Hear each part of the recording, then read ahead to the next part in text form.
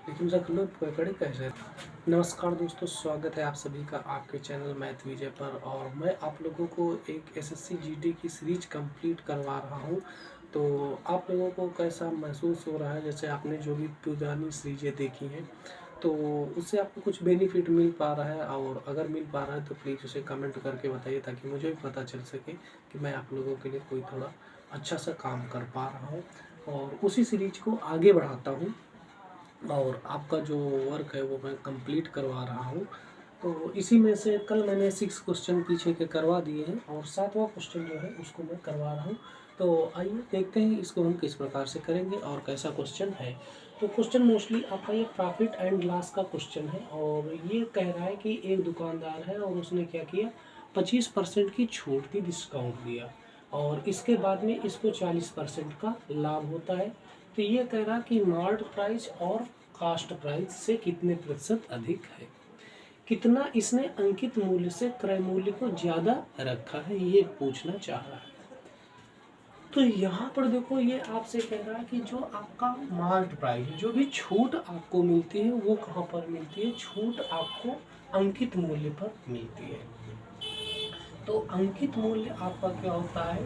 तो अंकित मूल्य में आप कहते हो कि जो भी आपका सेलिंग प्राइस है, सेलिंग प्राइस में आप क्या करोगे? छूट दोगे, ठीक। और जो आपको प्रॉफिट होता है, प्रॉफिट आपको कहाँ पर होता है? कास्ट प्राइस से होता है। तो इसका मतलब ये आपका जो मार्ट प्राइस है, मार्ट प्राइस का मतलब क्या है कि हम सेलिंग प्राइस में छूट देंगे, ठीक। तो सेलिंग प्राइस आपकी 100 है, तो 100 में हम क्या करेंगे? 100 माइनस डी कर देंगे, ठीक। और अगर मुझे चाहिए प्रॉफिट, तो प्रॉफिट का मतलब क्या है कि हम कास्ट प्राइस में जो आपका सेलिंग प्राइस है यहाँ पर हम प्रॉफिट को ऐड कर देते हैं, ठीक। तो ये आपका कितना हो जाएगा? इस पर अगर मैं घटा दूँ तो ये आपका 100 है। 100 में से मैंने क्या किया? 25% की छूट दे रहा, 25% मैंने कम कर दिया, और इससे लाभ हो रहा है। कितने का लाभ हो रहा है? प्रॉफिट 40 का हो रहा है। तो इसको हम क्या करेंगे? 100 में ऐड कर देंगे। तो ये आपका कितना हो जाएगा? 100 प्लस 40। ये आपका क्या है? सीपी है, और ये आपका क्या है? एमपी है, ठीक। ये आपका किसके इक्वल है? तो इसमें हम क्या करेंगे? सेलिंग प्राइस में से हम इसको ऐड कर देंगे, प्रॉफिट को आपको ऐड कर देंगे। तो ये आपका कितना हो जाएगा? ये आपका 140 हो गया, और ये आपका कितना है? ये आपका 100 में 25 गया, 75। अब ये आपका मार्क प्राइस है और ये आपका कौन सा प्राइस है? कास्ट प्राइस है। तो हम देखेंगे कि इसमें डिफरेंस कितने का आ रहा है। तो ये डिफरेंस आपका 25 ये है और 40 ये है। 40 20 60 5 65। तो ये आपका कितने का डिफरेंस है? ये इससे कितना ज़्यादा है? मार्ट प्राइस आपका कास्ट प्राइस से कितने प्रतिशत अधिक है। तो हम क्या करेंगे? इसमें चेक करेंगे। तो ये आपका कितना हो जाएगा? 65 ज़्यादा है। कहाँ से ज़्यादा है? तो ये कह रहा कि जो अंकित मूल्य है वो क्रय मूल्य से, क्रय मूल्य आपका ये 140 है। तो इसको हम क्या करेंगे? 140 यहाँ पर लिख दिया, और ये आपका 100, जीरो से ये जीरो आपका चला गया, 4 5 70, ठीक। तो लगभग ये आप क्या करोगे? इसको आप कैलकुलेट कर लोगे, ये आपका 650/1, ठीक। इसको हमने क्या किया? 2 से डिवाइड कर दिया, 2 सत्ते 14, 2 1 9, 2 3 6, 2 दूना 4, और 2 पंचे 10, ठीक। अब ये आपका 7 पन्ना 35 होता है, ठीक। इसको जब आप कैलकुलेट करोगे तो कैलकुलेट करने पर ये आपका लगभग 56, ठीक, और 86.7, लगभग आपका ये 86.7 इसका रियल आंसर हो जाएगा। नेक्स्ट क्वेश्चन दिया है, एसआई का क्वेश्चन है, सिंपल इंटरेस्ट। यहाँ पर आपसे पूछा कि इसका साधारण ब्याज का क्वेश्चन है, सिंपल इंटरेस्ट का। कह रहा है कि 4200 रुपये की राशि, 4200 रुपये मूलधन है, और इसको 3 वर्षों में 50 52 5,082 रुपये हो जाते हैं। 3 साल तक आपने क्या किया? इंटरेस्ट पर दे दिया, और आपको कितने रुपए प्राप्त हो जाते हैं? 50 52 और 50 82 रुपये प्राप्त होते हैं। तो पूछ रहे हैं कि आप इसकी रेट बताओ, ये किस दर से काम हो रहा है, ठीक। तो यहाँ पर मूलधन कितना है? मूलधन आपका प्रिंसिपल 4200 रुपये है, और आपको जो अमाउंट मिलता है वो कितना हो जाता है? 5,082 रुपये है। तो हम क्या करेंगे? मिश्र धन में मूलधन घटा देंगे। जो मिश्र धन है, मिश्र धन में क्या करेंगे, मूलधन को निकाल देंगे तो ये मेरा SI मिल जाएगा। मिश्र धन मेरा कितना है 5082, और इसमें मैं क्या करूँगा 4200 रुपये सब्सट्रैक्ट करूँगा। कितना बचेगा 42 8 कितना होता है 4200 में 800 और ऐड कर देंगे तो कितना हो जाएगा 5000 हो जाएगा, और 82 ये है तो इसका मतलब कितना हुआ 882 हो गया, टोटल 882 हुआ। तो इसमें मुझे 882 रुपये का ब्याज मिल गया। कितना ब्याज मिला 882 रुपये का ब्याज मिल गया। अब मैं क्या करूँगा कि मेरे पास में मूलधन है और ये ब्याज है, मेरे पास में टाइम है, रेट में फाइंड आउट कर लूँगा। तो SI बराबर होता क्या है, SI बराबर PRT अपॉन 100, वैल्यू पुट कर देंगे। SI मेरे पास में कितना है 882, मूलधन हमारे पास में कितना है 4200, रेट हमें फाइंड आउट करना है, टाइम हमारे पास में 3 साल का है, अपॉन 100। 00 से 00 कैंसिल आउट हो गए, 8 2 10 10 8 18, 3 से कैंसिल आउट हो जाएगा, 3 से मैंने काट दिया, 3 दूनी 6, कितने बचे 2, फिर आपका कितना हो गया 28, 3 7 23 3 और 24 3 9 27, कितना बचा 1 बचा, 3 4 12, ये हो गया। अब हम क्या करें 42 से इसको काट दें तो ये आपका कितना गुना हो जाएगा, ठीक। मैं इसको 7 से अगर काट दूँ तो ये आपका 42, और 7 से इसको काटते हैं तो 7 चौक 28, 1 बचा 7 दूनी 14, फिर 6 से मैंने इसको काट दिया 6 7 42। तो इसका जो राइट आंसर हो जाएगा वो आपका 7 हो जाएगा। नेक्स्ट क्वेश्चन CI से आया है, और CI में कह रहा है, CI के लिए आप जानते हैं कि जो केवल 1 साल के लिए होता है वह आपका काम किस प्रकार से करता है, वो आपका मोस्टली साधारण ब्याज के तरीके से ही काम करता है। जैसे आपका साधारण ब्याज आपका वर्क करेगा सेम वैसे ही ये भी वर्क करता है। तो ये कह रहा कि चौथे वर्ष का जो चक्रवृद्धि ब्याज है वो 6000 रुपये है, और 5वें वर्ष का जो चक्रवृद्धि ब्याज है वो कितना है 6750 रुपये है। तो आपसे रेट पूछ रहा है, और रेट के साथ में ये कह रहा है कि यहाँ पर जो आपको रेट अप्लाई हो रही है वो वार्षिक है, ईयरली यहाँ पर एनम में की जा रही है। तो आइए देखते हैं इसको हम किस प्रकार से करते हैं। 6000 रुपये हैं, 6000 रुपये हैं, और 6750 रुपये, 6000 रुपये आपको 4 साल में मिलते हैं, 5वें साल में आपको 6750 रुपये मिलते हैं। इसका मतलब क्या है कि 1 साल का जो ब्याज है, 1 साल का ब्याज है वो कितना है, वो ब्याज आपका 6750 में हम क्या करें 6750 में 6000 मैंने सब्सट्रैक्ट कर दिया, कितना हो गया 750 रुपये। ये 750 रुपये मुझे चौथे साल से 5वें साल में जाने के लिए मिला है। तो इसका मतलब 750 रुपये मुझे ब्याज मिला है, इंटरेस्ट मिला है, ये मिला है। और ये कहाँ से मुझे मिला है, तो ये मिला है मुझे 6000 से, चूँकि चौथे साल मुझे 6000 मिल रहे थे, तो ये 6000 है। और मुझे काउंट करने की अगर 100 होगा तो कितने पर मिलता, तो इसको मैंने ऐसे हटा दिया, इसको मैंने ऐसे हटा दिया, और इसको अब काटा पीटी कर लें आराम से। तो काटे पीटी करने के लिए हम क्या करेंगे, इसको हम 3 से डिवाइड कर दें। 3 से अगर मैं डिवाइड करता हूँ तो ये कितना हो जाएगा 25, और 25/3, 25/3 का मतलब कितना हुआ 25, 3 से मैंने काटा, सॉरी 3 से मैं काटूंगा तो ये आपका 2 हो जाएगा, और इसका मतलब क्या है 25, ये आपका 12.5% हो जाएगा। इसका ऑप्शन नहीं है तो इसमें जो भी ऑप्शन होगा वहाँ पर क्या हो जाएगा, आपका आंसर 12.5% हो जाएगा, ये आपका राइट आंसर हो जाएगा। नेक्स्ट क्वेश्चन आपका रेशियो का क्वेश्चन दिए हैं, और मोस्टली ऐसा क्वेश्चन पूछा जाता है, लेकिन SSC है, SSC का स्वैग ही अपना अलग है। तो ये क्या किया कि इसने क्या किया, क्वेश्चन को घुमा दिया, वरना अगर ये दूसरी जगह पर कहीं पूछा जाता तो ये बिल्कुल सीधा सीधा पूछा जाता, इसको इसने थोड़ा चेंज कर दिया है। तो आइए देखते हैं कैसे इसको करेंगे। यहाँ पर इसने दिया P और Q को, ठीक, PQ दिया है, PQ कितना दिया है 5 6, इसके बाद में R और Q दिया है, जबकि हमसे पूछ क्या रहा है P और R का रेशियो। तो हम क्या करें, Q को इधर कर दें और R को उधर कर दें। तो इसका मतलब क्या हो जाएगा कि अगर मैंने इसमें Q रेशियो R कर दिया तो ये कितना हो जाएगा 9:25। बोलो कितना हो जाएगा, ये अगर हो जाएगा तो अब हम आसानी से कर सकते हैं, बस इसको केवल इंटरचेंज करना था। अब हम क्या करते हैं, अगर हमको ये ऐसे मिलता है तो हम इसको इस प्रकार से लिख सकते हैं, चलो इसको मैंने ऐसे लिख लिया। तो ये आपका कितना हो जाएगा, इसको मैं इसके नीचे लिखता हूँ, ये 9 और 25 हो गया। अब मुझे क्यू को क्या करना है, क्यू इधर भी, तो इसका मतलब इसके जो रेशियो हैं इनको सेम कर ले। इनको सेम करने के लिए मैं क्या करूँगा, 9 और 6, तो इनको दोनों को मैं 18 बना लूँ, 18 बना लूँ। 18 बनाने के लिए मैं क्या करूँगा, इसको मैं 3 से मल्टीप्लाई कर दूंगा और इसको मैं 2 से मल्टीप्लाई कर दूंगा। करते हैं, तो ये आपका कितना हो जाएगा, 5 3 15 और ये कितना हो जाएगा 36 18। ये कितना हो गया, ये भी आपका 9 दूनी 18 और 25 दूनी 50। अब मुझे चूँकि ये जो वैल्यू आई है ये पी क्यू और आर तीनों की है, तो इसमें क्या है, क्यू क्यू दोनों में सेम है, तो इसको ऐसे ही रख लेंगे। ये कितना है, 15 18 50।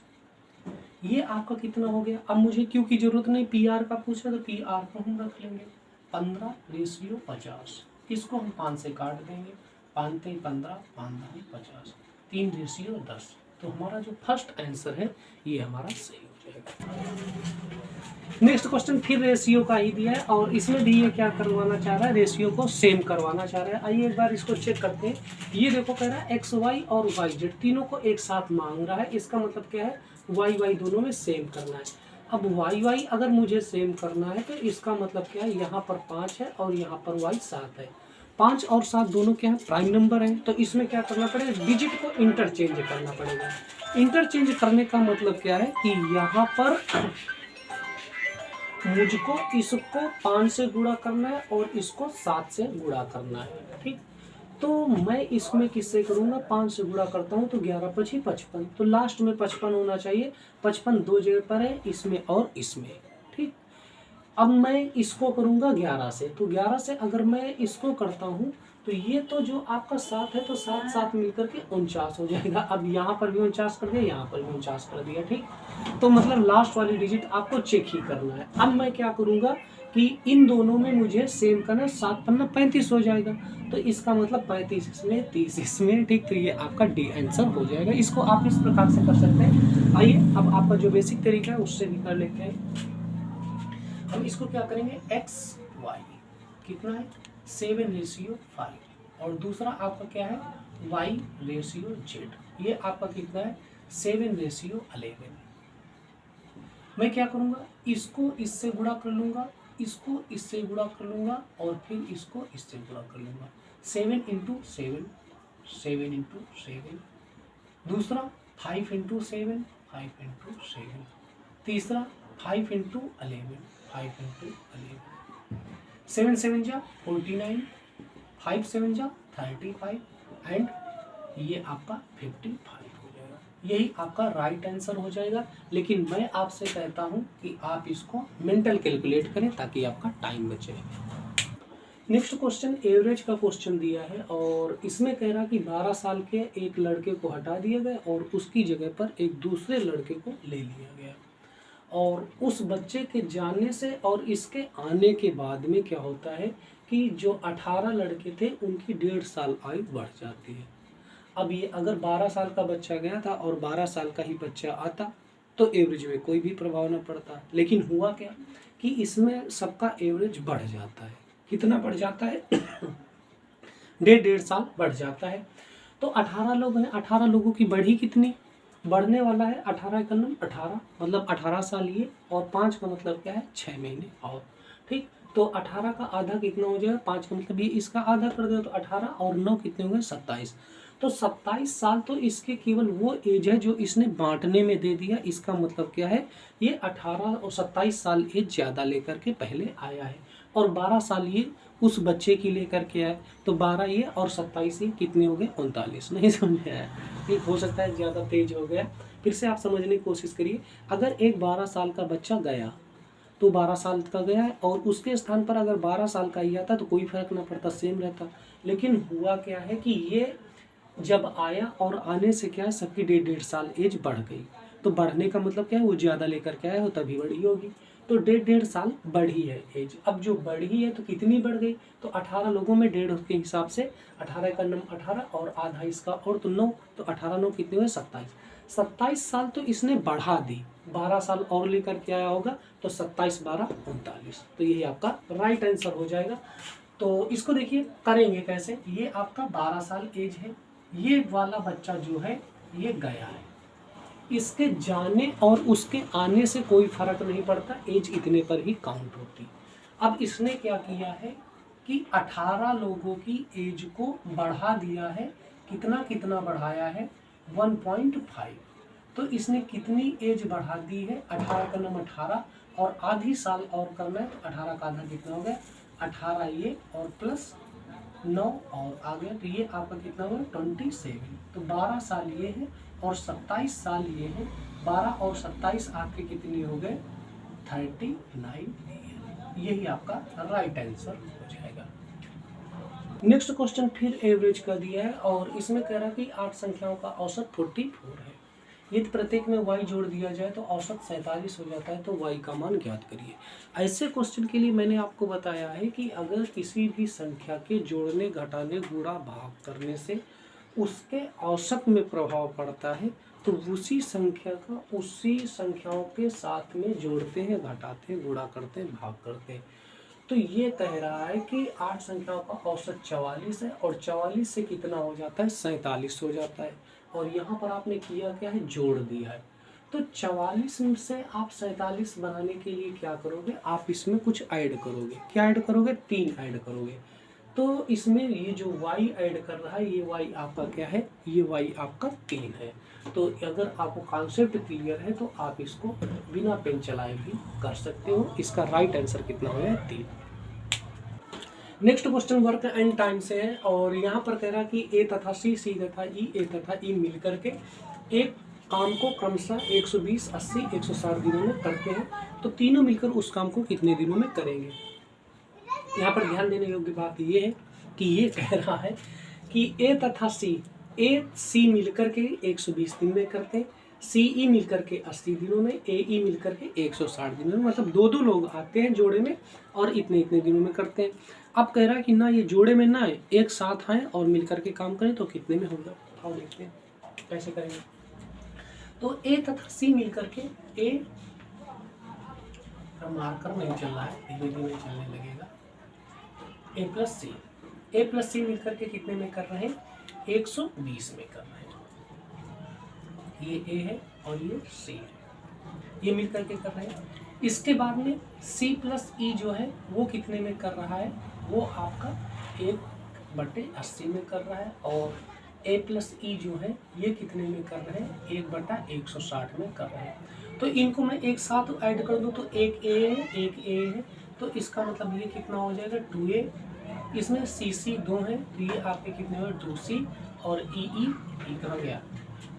ए प्लस सी, सी प्लस सी और ये आपका ई है, ठीक ये हो गया। तो यहाँ पर कितने हो गए? 2 ई हो गए। इनको मैं एक साथ ऐड कर दूँ, 1/120, 1/80 और ये 1/160। एलसीएम फाइंड आउट कर लो। एलसीएम वह छोटी से छोटी संख्या जो इन तीनों से डिवाइड हो जाए। 0 हटा दे 1 मिनट के लिए, 0 0 0 हटा दिया, ये 12 8 16, 12 8 16 के पहाड़े में कितना आता है? 240। ये बिल्कुल आता है, ठीक। 240 16 पहाड़े में आता है? नहीं आता है, तो मैं क्या करूँगा और आगे बढ़ करके देखूँगा 48, 16 3 48, 8 6 48 और बढ़ चौक 48 आ रहा है। तो मैंने ये 48 लिख लिया और मैंने उसमें 0 हटाया, तो 0 इसमें भी मैंने लगा दिया। ये आपका एलसीएम हो गया। अब मैं इसको सॉल्व करूँगा तो 120 से इसको डिवाइड किया तो कितना? बढ़ चौक 48 4 हो गया और ये आपका 8 6 जा, तो ये आपका 6 टाइम हो गया और ये 16 3 जा, तो ये आपका 3 हो गया। 7 6 4 10 3 13, ये आपका कितना हो गया? 13/480। और इधर 2 2 सब में कॉमन है, 2 को मैंने बाहर कर लिया, ये आपका a प्लस सी प्लस ई हुआ। ये 2 मल्टीप्लाई में इधर मैं इसको भेज दूँ और इधर भेजूंगा तो मैं क्या करूँगा कि इधर मल्टीप्लाई में इधर आएगा, डिवाइड में हो जाएगा, तो a प्लस सी प्लस ई बराबर कितना हो जाएगा? 13/480। इधर ये डिवाइड में मल्टीप्लाई में इधर आएगा, डिवाइड में ये आ गया 480। 480 का डबल कर देंगे, कितना हो जाएगा? 13/480 का डबल 069। इसको हम एक बार पलट देंगे तो ये मेरा काम हो जाएगा, क्योंकि ये आपका 1/, में लिखा है। ठीक, ये आपका टोटल क्या है, ऐसे लिखा हुआ है। तो इसको हम एक बार पलट देंगे तो ये मेरा आंसर हो जाएगा 960/13, और इस प्रकार से मेरा जो लास्ट ऑप्शन है सही हो जाएगा।